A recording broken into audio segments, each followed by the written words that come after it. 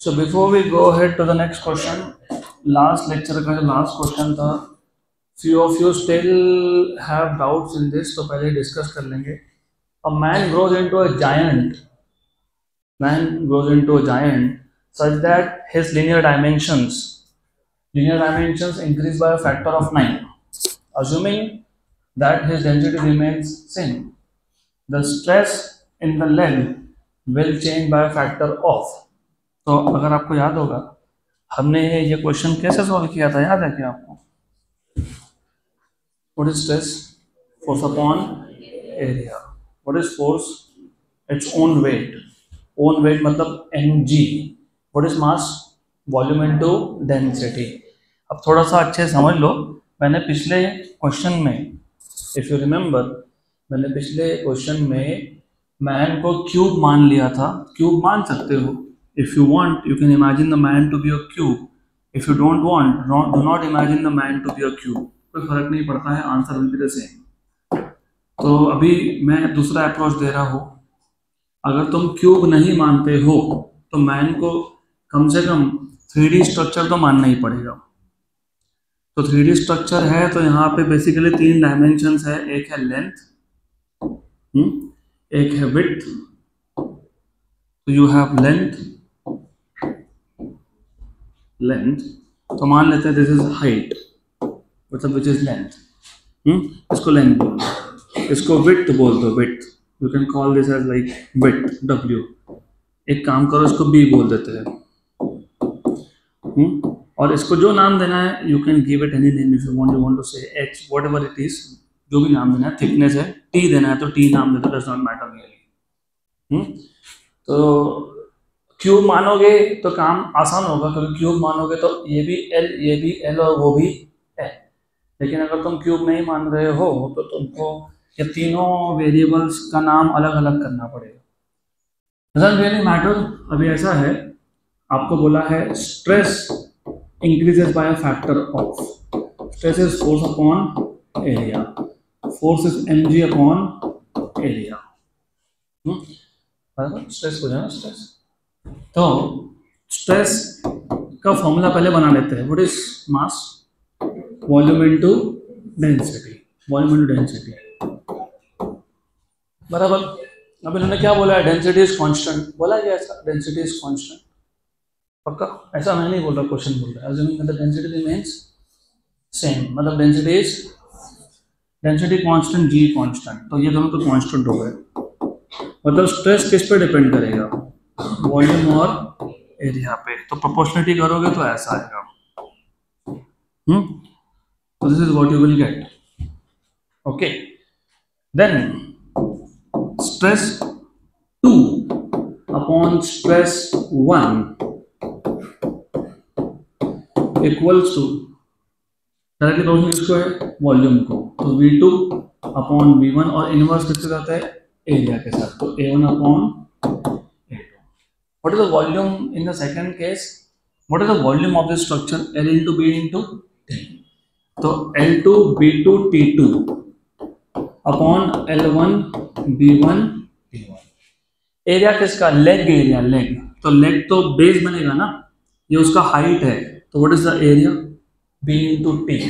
और ये 1 है तो B1 T1, और नीचे क्या आएगा?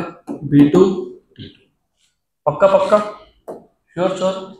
B2 T2 B1 T1 क्या हो गया? Cancel, right. तो L2 by L1 आया. लेकिन क्वेश्चन के हिसाब से क्या बोला है कि जो लीनियर डायमेंशंस है, मतलब चाहे वो लेंथ हो, चाहे वो ब्रेड्थ हो, चाहे वो थिकनेस हो, ये सब के सब 9 गुना 9 टाइम्स बढ़ रहा है कि नहीं? तो what is L2 by L1?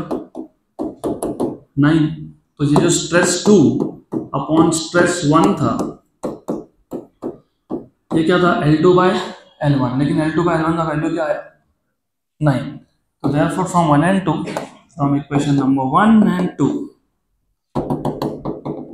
from 1 and 2 you have stress 2 upon stress 1 equal to कितना? 9. लास्ट टाइम अपना लास्ट में क्या आंसर आया था? 9 आया था ना. तो मैंने सिर्फ अप्रोच चेंज किया. मैंने उस केस में क्यूब मान लिया था। क्यूब मानने का रीजन सिर्फ इतना था कि फर्स्ट आंसर आएगा। ये ऐसा एल बी टी लिखते बैठना पड़ेगा, अदरवाइज अगर if you take this to be a cube तो तीनों डायमेंशंस क्या हो गए, same.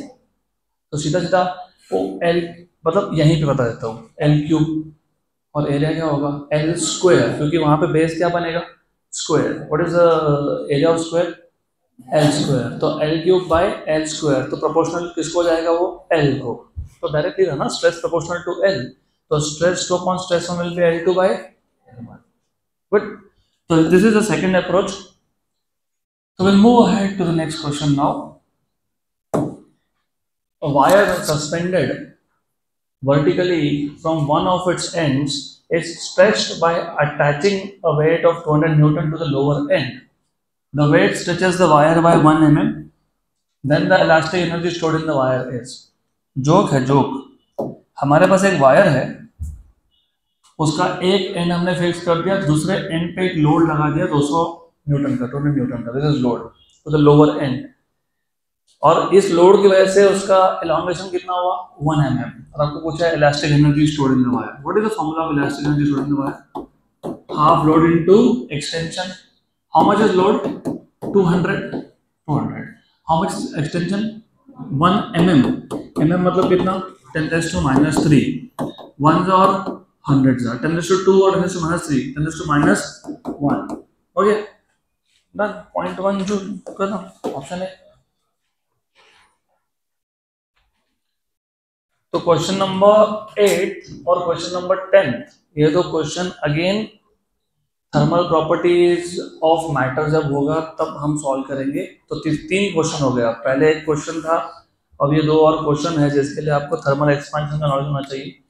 So anyways, we will start with question number 9.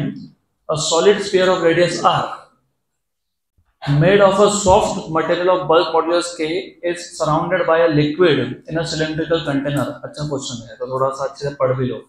हमारे पास एक solid sphere है of radius r, made up of a soft material of bulk modulus k, surrounded by a liquid in a cylindrical container. A massless piston of area a float on the surface of the liquid, covering the entire cross section of the cylindrical container. When a mass m is placed on the surface of the piston to compress the liquid, the fractional decrement in the radius of the sphere is. Good question.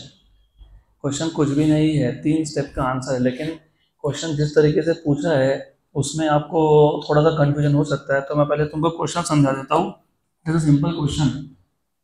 This is a solid sphere जिसका radius r है। It is made up of some material, soft material of bulk modulus k, is surrounded by a liquid in a cylindrical container.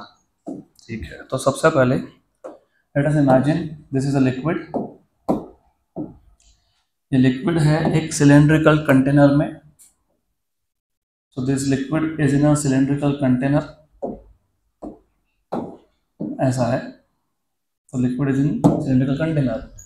इसमें हमारे पास एक sphere है made up of soft material. तो we have a sphere in this. इस sphere का radius है r, the radius of the sphere is r।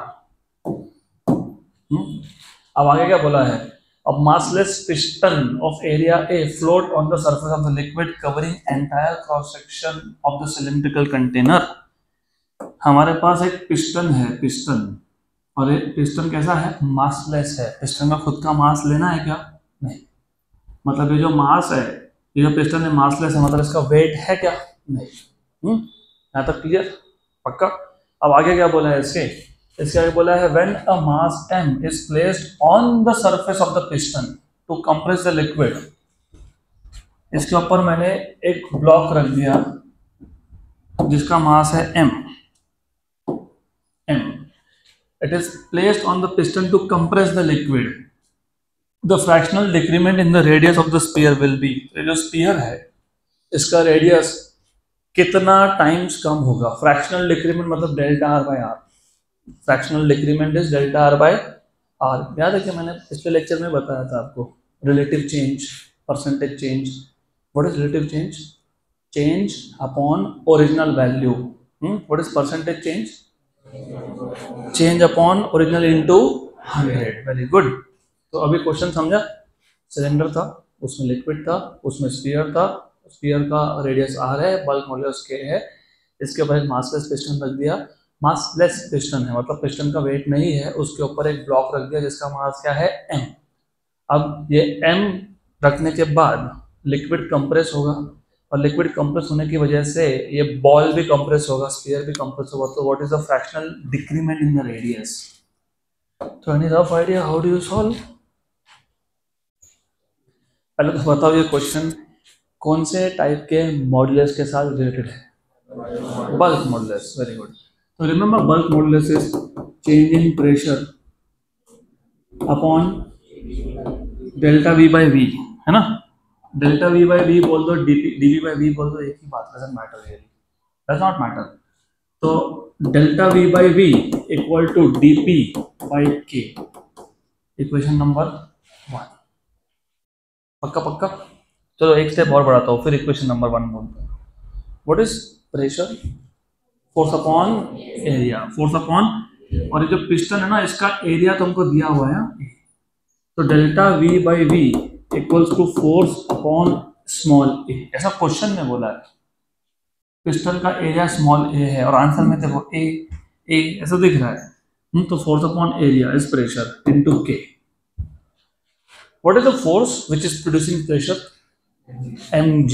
Excellent, क्योंकि ये जो लोड है इसका जो वेट होगा वही प्रेशर जनरेट करेगा ना। तो delta we by V force is mg upon A. मैं एक काम करता हूँ, हर एक स्टेप में लिख देता हूँ मैं कि हमने कौन सा फॉर्मूला कहाँ से लाया। तो फॉर एग्जांपल यहाँ पे change in pressure is force by A और यहाँ पे force is mg।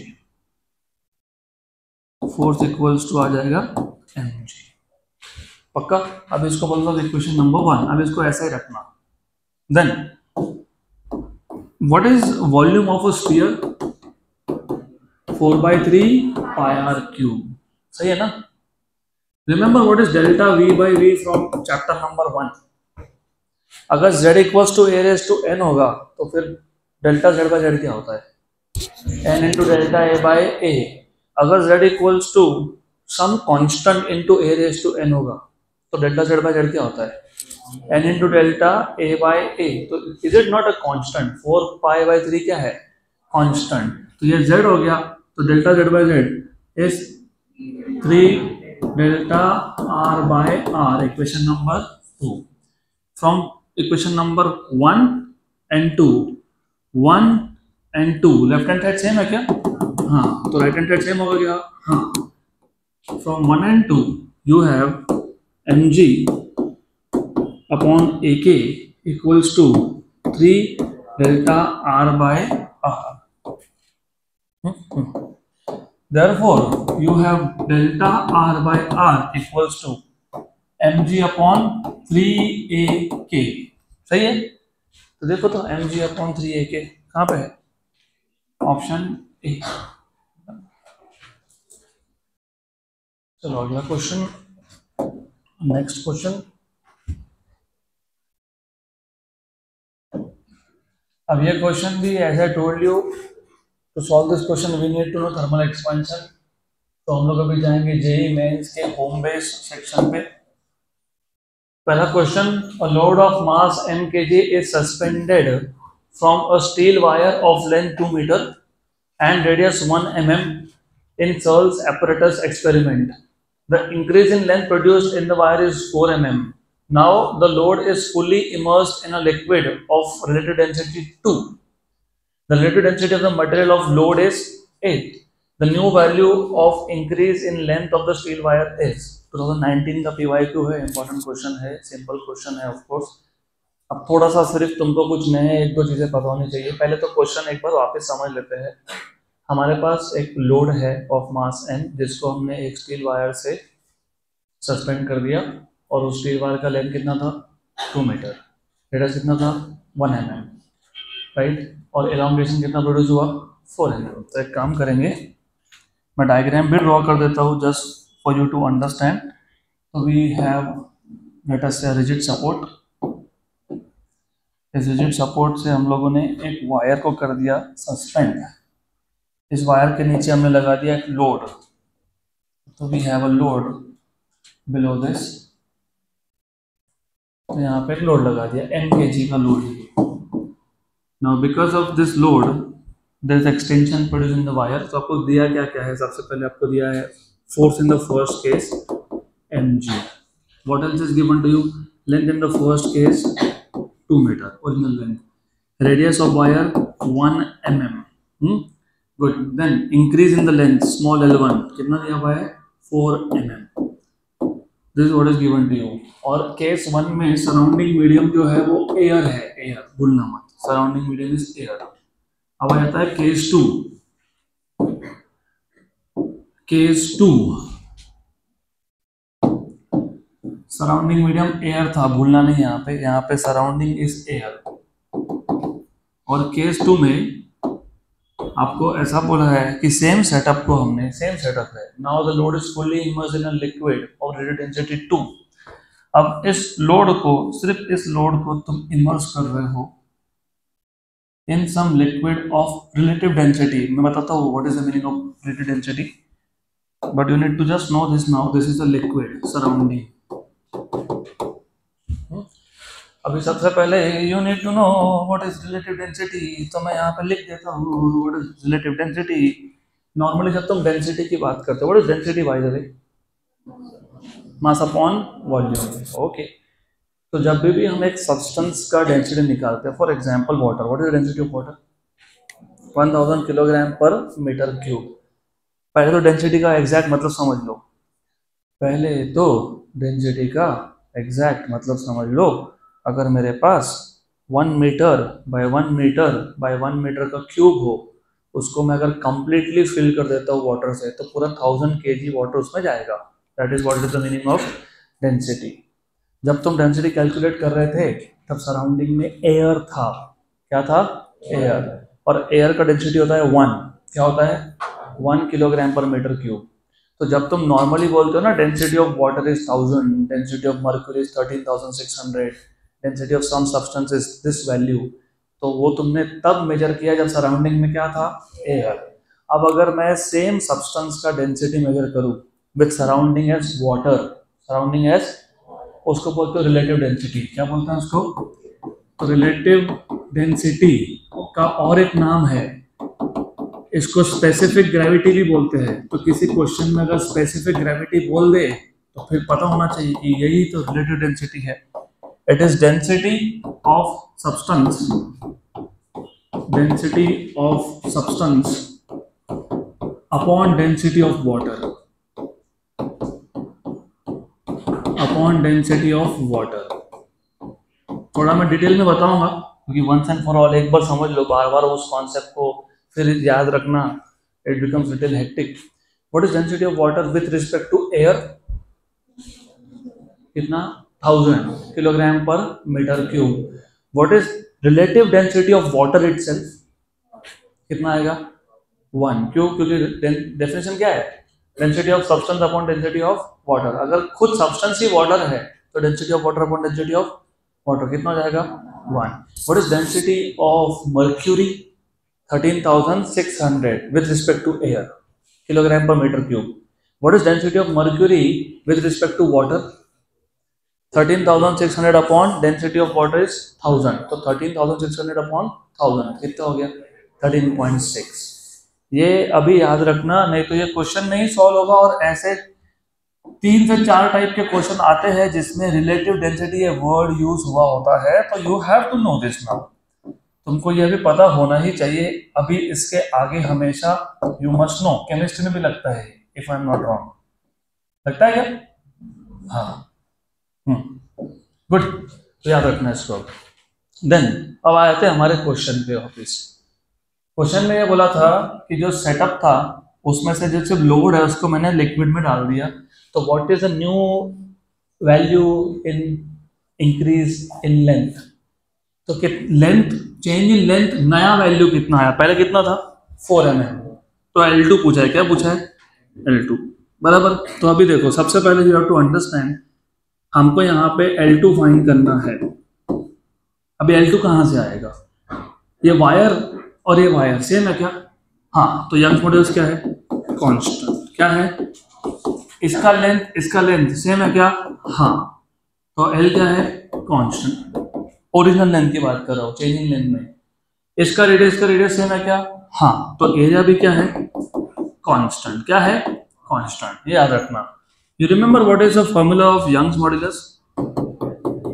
FL by A delta मतलब स्मॉल l। पक्का पक्का। तो यहां से you have F equals to YA small l by capital L। Sure? 100%। Y constant है, हाँ। A कांस्टेंट है, हाँ। L कांस्टेंट है, हाँ। तो ये सब क्या है? कांस्टेंट है।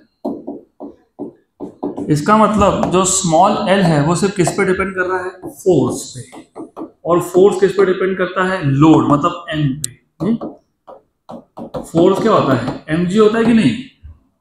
इधर m कैपिटल बोला उन्होंने, ठीक है, capital M। What is mass? Is it not volume into density? Yes, volume into density होता है ना वो। अब एक बात बताओ, ये लोड एयर में हो या ये लोड लिक्विड में हो, वॉल्यूम चेंज होने वाला है क्या? नहीं, वॉल्यूम सेम रहेगा। Volume is same. अनलेस अगर मैं होता तो मैं फिर क्वेश्चन में थोड़ा सा और ट्विस्ट डाल देता। मैं बोलता कि लिक्विड में डिप करने की वजह से इसका वॉल्यूम भी कम हो गया बाय 1%। तो उस केस में फिर चेंज इन वॉल्यूम भी देखना पड़ेगा। वो थोड़ा एडवांस लेवल का क्वेश्चन हो जाएगा, वैसा करेंगे। I may put this in exam में। फिलहाल तो वॉल्यूम क्या है? कांस्टेंट। और जी भी क्या है? कांस्टेंट। तो एफ किस पे डिपेंड कर रहा है? रो पे। From equation number 1 and 2, length is proportional to F but S is proportional to rho density. Good. तो हो गया। अब ऐसा आएगा L2 by L1 equal to ρ2 by ρ1। तो L2 by L1 ρ2। Now how do you find out ρ2?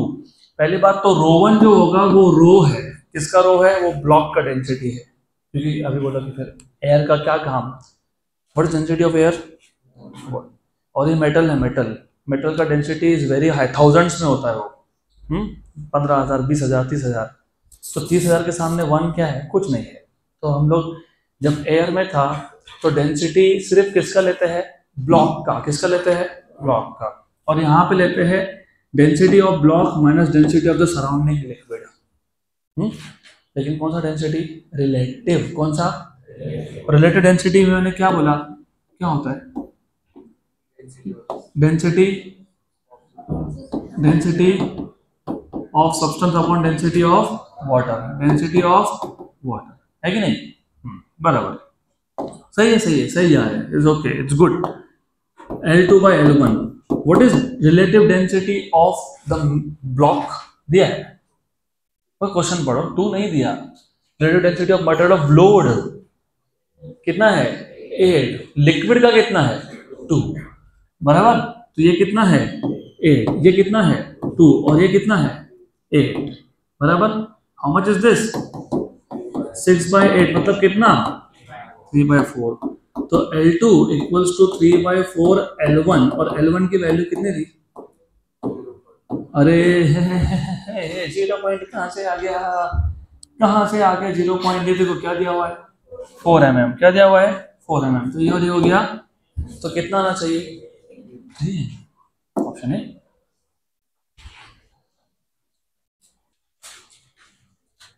चलो अगला question.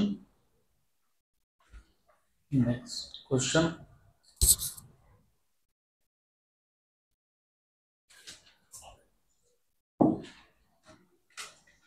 Question number 2, interesting and a good question. A boy is catapult. You know what is catapult? पता है? क्या बोलते हैं उसको? हाँ, गुलेल। ओके। तो it is basically a V shape structure जिसके बीच में इलास्टिक होता है एंड देन उसमें जो भी चीज आपको, जैसे स्टोन मारना है तो you put stone and then pull it. अब इसको तुम पहली बार साइंस के पर्सपेक्टिव से सोचोगे कि हो क्या रहा है। तो क्वेश्चन रीड करने से पहले मैं तुमको उसका ग्राफ एक बेसिक डेवलप कर लेते हैं कि इस टाइप के क्वेश्चन सॉल्व कैसे होते हैं।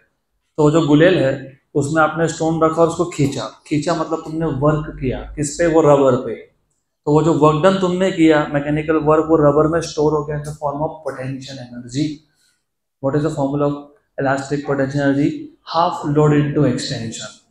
फिर जब तुम उसको रिलीज करोगे तो जो अंदर स्टोन था यही पोटेंशियल एनर्जी स्टोन को ट्रांसफर हो गया और स्टोन स्टार्ट्स मूविंग।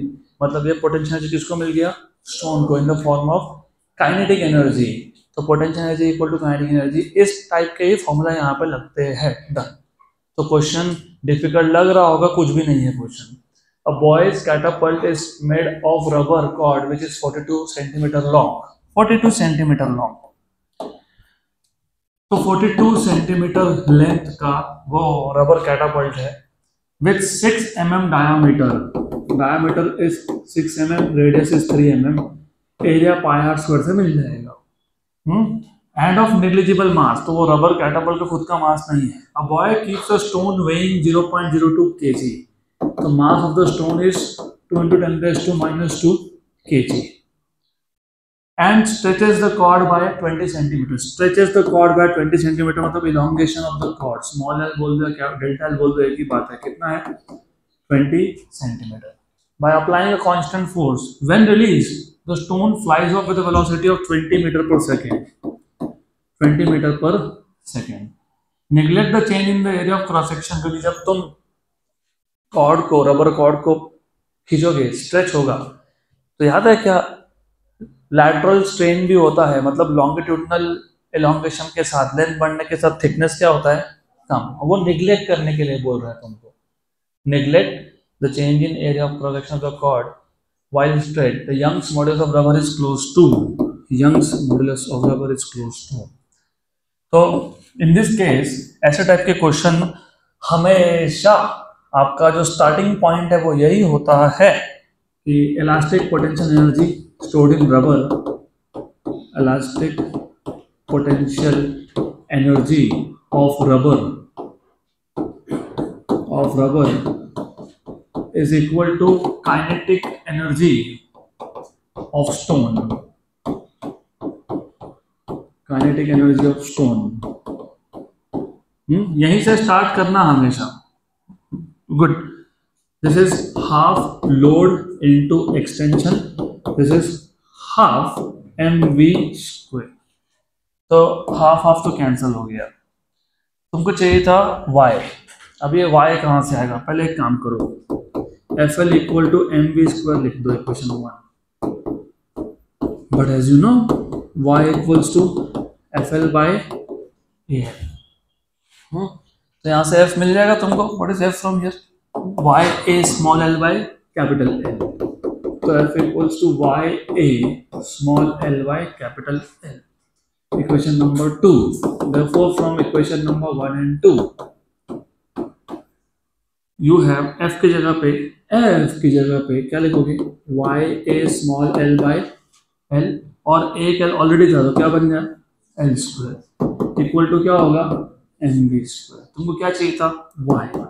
तो आ गया mv square l upon a into small l square, बन गया फॉर्मूला। अब ये जो फॉर्मूला बना है it is in terms of all the known parameters. Mass of the stone was 2 into 10 raised to minus 2, 2 into 10 raised to minus 2, v was 20 metre per second, उसका square कितना होगा? 400। कितना होगा? 400। What was the initial length? 42 centimetre. 42 centimetre को metre में convert करने के लिए 10 raised to minus 2 upon area is pi are square, pi radius square. What was change in length? 20 centimetre. उसको मीटर में कन्वर्ट करने के लिए उसका है और इसका स्क्वायर है। 10 raised to minus 2 is the conversion parameter from centimetre to metre. तो y equals to 2 into 42 into 400। मैं जानबूझ के 400 रहने दे रहा हूँ वहां पे, just keep it like that. कितना हो गया? 10 raised to minus 4। पाई की वैल्यू 3.14। r कितना था? 3 mm। 3 का square 9 mm is 10 raised to minus 3, उसका स्क्वायर -6 इंटू 20 का स्क्वायर 400, 10 raised to minus 2 का स्क्वायर -4। कैंसल कैंसल कैंसल और कैंसल। पक्का? श्योर? 100%? गुड। हाँ है ना, एक चीज बोल दो, हाँ हाँ, okay fine done. What is this? 84. How much is this? Approximately speaking, 27. 27, 20, whatever it is. 10 raised to plus 6. 10 raised to plus 6. तो ये 2 point something आएगा या 3 point something आएगा, ये 3 point something आएगा. Into 10 raised to plus 6. तो approximately 10 raised to 6 Newton per meter square. 10 raised to 6 Newton per meter square.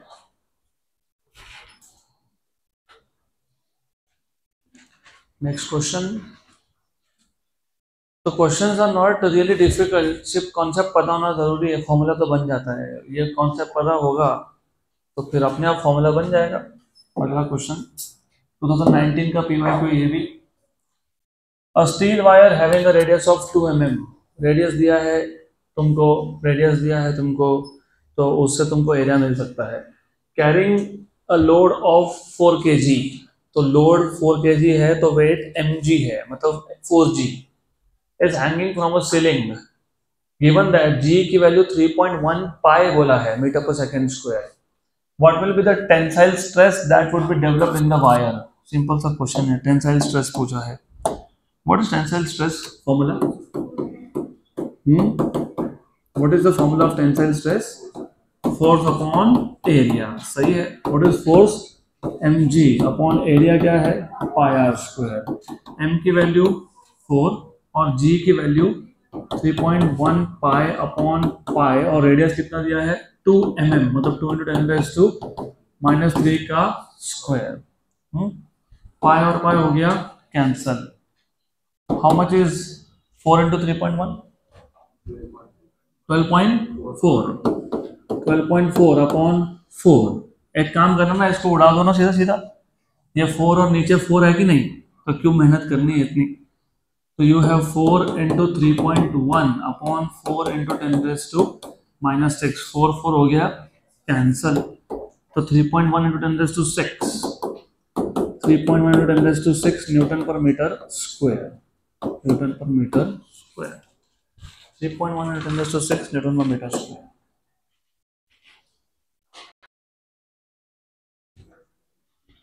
चलो अगला question. Next question. Young's moduli of two wires A and B are in the ratio 7:4. तो हमारे पास दो wire है A and B, उसका Young's मॉडुलाई का जो ratio है that is 7:4. Wire A is 2 meter long and has radius r. Wire B is 1.5 meter long and has radius 2 mm. If the two wires are stretched by the same length, मतलब change in length is same, elongation is same, for a given load मतलब load भी same है, correct, then the value of R is close to. बहुत simple सा question है. You always start by Young's modulus का formula which is F L upon A, but A is pi are square into delta L. अब तुम पहले identify करो कि क्या क्या सेम बोला है. तो उन्होंने बोला है इलॉन्गेशन सेम है, लोड सेम है, और ये भी ये तो कांस्टेंट है ना. सेम क्या, वो पाई की वैल्यू कांस्टेंट है, तो y is proportional to l by r square. तो you have ya by yb equals to la by lb, rb by ra का स्क्वायर. ya by yb कितना दिया है तुमको? 7:4. 7:4. la, what is length of the first wire? First wire 2 meter and second wire 1.5. Okay. उसके बाद what is the radius of second? 2 mm. कितना? 2 mm. mm में ही रहने दो क्योंकि आंसर mm में है. Do not convert. और पहले का कितना है? पक्का पक्का. Good, very good. तो अब इसको सिर्फ सॉल्व करेंगे. How much is this? What is 7 × 1.5? 10.5. 7 1 7, 7 into 0.5 is 3.5, तो 10.5 हो गया upon 8 equals to 2 by r का स्क्वायर. गुड. क्लोज टू, क्योंकि उनको पहले से ही पता है कि एग्जैक्ट आंसर यहाँ पे निकालना मुश्किल है. तो मेरे को बताओ, how do you, if you take root, what will you do?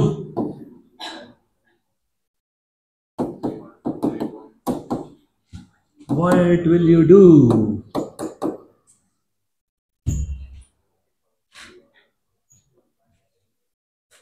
ना चलो ठीक है, मैं बताता हूँ, ध्यान दो यहाँ। 10.5 को 10 मान लो, मान लिया क्या 10? 10/8 होता है 5/4, 5/4 होता है 1.25, तो ये अप्रोक्सीमेटली 1.25, अप्रोक्सीमेटली बोल रहा हूँ, अप्रोक्सीमेटली। गुड। 2/r। अब देखो ऐसा है, थोड़ा सा ध्यान दोगे तो सब समझेगा, थोड़ा सा ध्यान। ये 10/8 लिखा था, लेकिन था तो उससे बड़ा, मतलब ये 1.25 लिखा है तो उससे बड़ा। What is root of 1.21? 1.1, क्योंकि 121 का रूट 11 होता है, तो 1.21 का 1.1। What is the root of 1.44? 1.2। तो एक काम करो ना, दोनों के बीच में ले लो 1.15। कितना ले लिया? 1.15। तो what will be r? R will be 2/1.15 mm। सही है। नाउ अगर नीचे 1 होता तो आंसर कितना आता? 2। डिनोमिनेटर बड़ा होना मतलब आंसर ओवरऑल छोटा होना, तो 2 से थोड़ा छोटा, 2 से थोड़ा छोटा। अटका दिया तुमको, कोई बात नहीं, it's okay. It is 200/115। What is 200/115? What is 200/120? अरे 200/120, 20/12। What is 20/12? What is 20/12? 5/3। What is 5/3? 1.66। फिर भी for your satisfaction exact answer देख ही लेते हैं, चलो कोई बात नहीं। 10.5 डिवाइड बाई 8 कितना आ गया? 1.3125। इसका क्या लेंगे? रूट। 1.14 मैंने कितना लिया? 1.15, तो 1.145 है ये। 2 डिवाइड बाई 1.145 कितना आया? 1.74। अपना 1.66 आ रहा था, तो 1.7 mm अप्रोक्सीमेटली। Option B. अगला question, next question.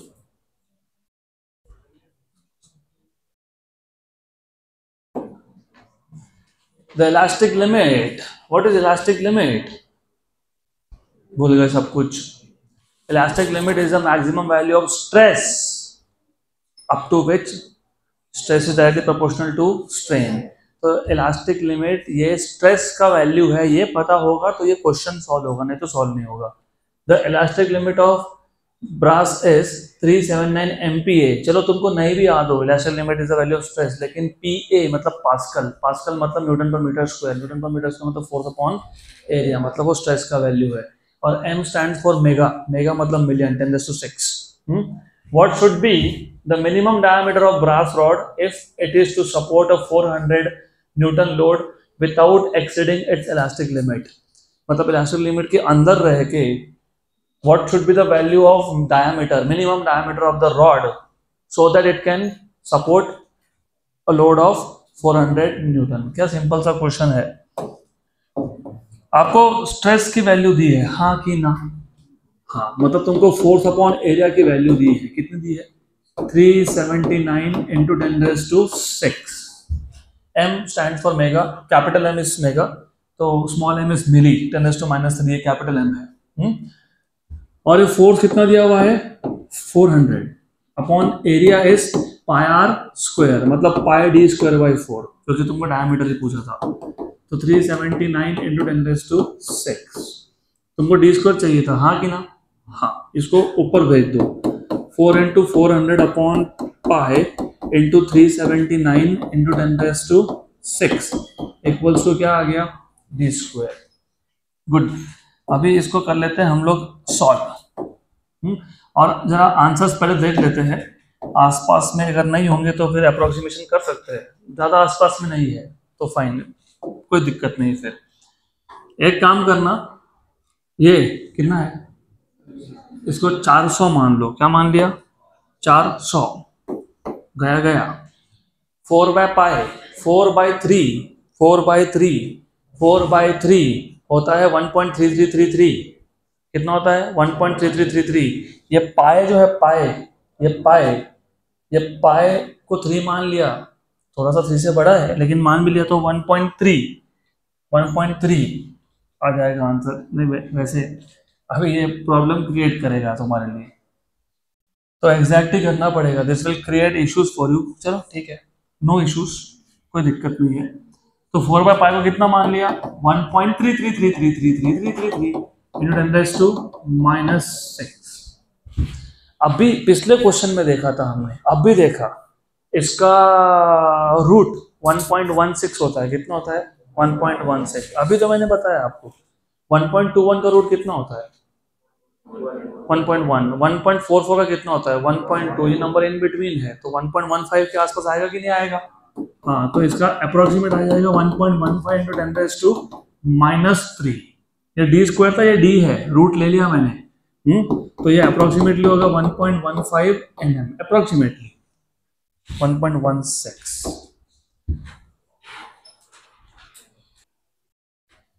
Next question. अभी इस क्वेश्चन पे वापस सबका ध्यान होना कंपलसरी है, वैसे हर क्वेश्चन पे ही है लेकिन इस पे थोड़ा ज़्यादा है, क्योंकि इस क्वेश्चन को सॉल्व करने के लिए क्वेश्चन नंबर 6 है ना ये, तो क्वेश्चन नंबर 6 बहुत जगह पे डायरेक्ट स्ट्रेट फॉरवर्ड तुमको फॉर्मूला दे देंगे। वो फॉर्मूला आया कहाँ से, तो वो मैं डिराइव भी करूंगा। तो हाउ टू डिराइव फॉर्मूलाज ये भी हमको सीखना पड़ेगा। अब in an experiment brass and steel wires of length 1 metre each, दोनों का लेंथ सेम है, तो 2 वायर है, एक ब्रास का एक स्टील का, and with area of cross section 1 mm² are used, दोनों का एरिया भी सेम है। The wires are connected in series मतलब एंड टू एंड, जहां पहला वायर खत्म हुआ उसके बाद दूसरा wire, end one end of the combined wire is connected to a rigid support. एक एंड तुमने रिजिड सपोर्ट को कनेक्ट कर दिया, दोनों में से एक, और जो दूसरा एंड है other end is subjected to elongation. तुम्हारे स्टेट बोर्ड में एक ऐसा क्वेश्चन था, याद होगा तो, एल्यूमिनियम और कॉपर का कंपोजिट वायर, तो वैसा ही केस है ये। The stress required to produce a net elongation of 0.2 mm is, और आपको यंग्स मॉड्यूलस ऑफ स्टील और ब्रास दोनों की वैल्यू दी हुई है। तो पहले मैं क्वेश्चन समझा देता हूँ, पूछा क्या वो ध्यान देना। Stress required to produce a net elongation of 0.2 mm is good। तो अभी पहले समझ लेते हैं how to solve this question. तो what you have is, for example ये हमारे पास ये एक रिजिड सपोर्ट है, this is rigid support let us say. अब इसके नीचे हमने कनेक्ट कर दिया एक वायर, पहले स्टील का वायर बोला मैंने, ब्रास बोला है, ब्रास का वायर, ठीक है। तो you have a brass wire and then you have a steel wire, तो you have 2 wires, you have a brass wire and of course you have a steel wire। अभी भी बड़बड़ की आवाज आ ही रही है, बंद कर दो नहीं तो क्लास से बाहर निकाल दूंगा, सिंपल सी बात।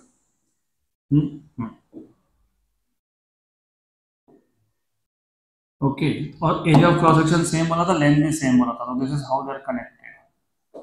और इसका जो फ्री एंड है उसको हमने लोड कर दिया, तो हमने कुछ लोड लगा दिया इसके नीचे, सम load which will produce elongation। So any load you are putting some load down there at the free end, यहाँ पे लोड लगा दिया तुमने, some load, समझ लेना आप, ऐसा कुछ है। यहाँ तक क्लियर।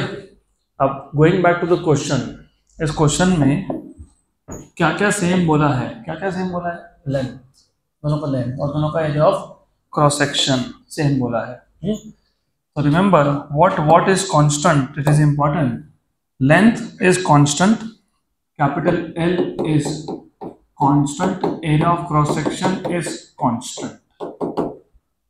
Okay, तो total elongation एक net elongation बोल रहा हूं मैं, it is L1 plus L2। इसकी वैल्यू तुमको दी हुई है, कितनी दी हुई है 0.2 mm। और क्या पूछा है तुमको, स्ट्रेस रिक्वायर्ड, स्ट्रेस मतलब क्या, फोर्स अपॉन एरिया। तो अभी tell me how will you solve this question, कैसे सॉल्व करोगे इसको, यंग्स मॉड्यूलस के फॉर्मूला से, सही है। चलो equation number 1, what is Young's modulus का formula? FL by A small l. So what is small l? FL by A y. ठीक, good. Now you also need to know, इसको मैं काम करता हूँ नेट के यहाँ पे इक्विवेलेंट बोलता हूँ, EQ.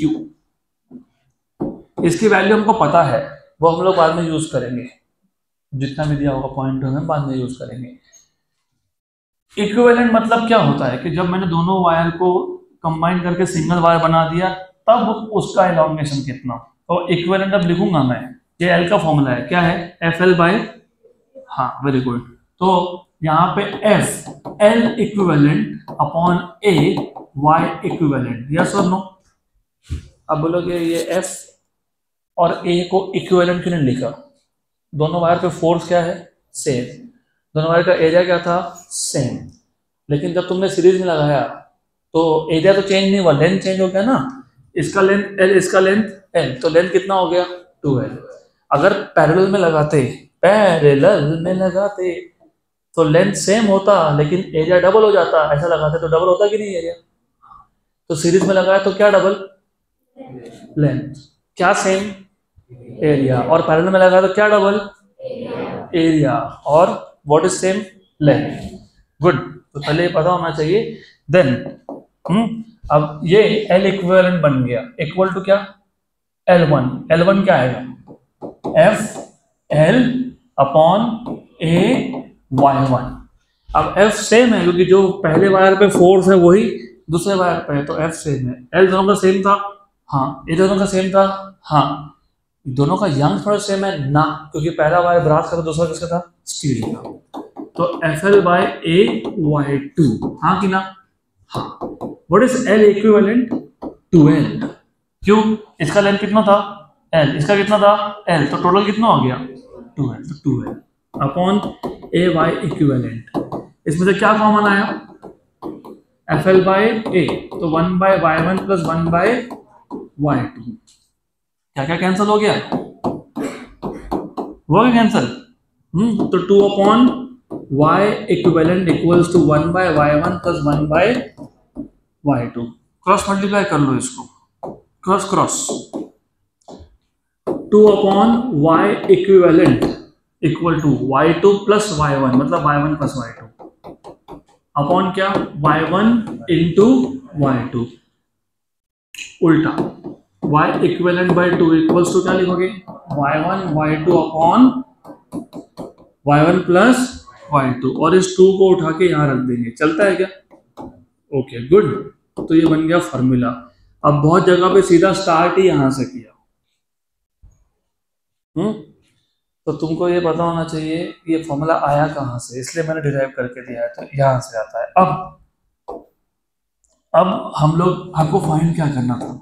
क्या फाइंड करना था? स्ट्रेस. क्या फाइंड करना था? स्ट्रेस.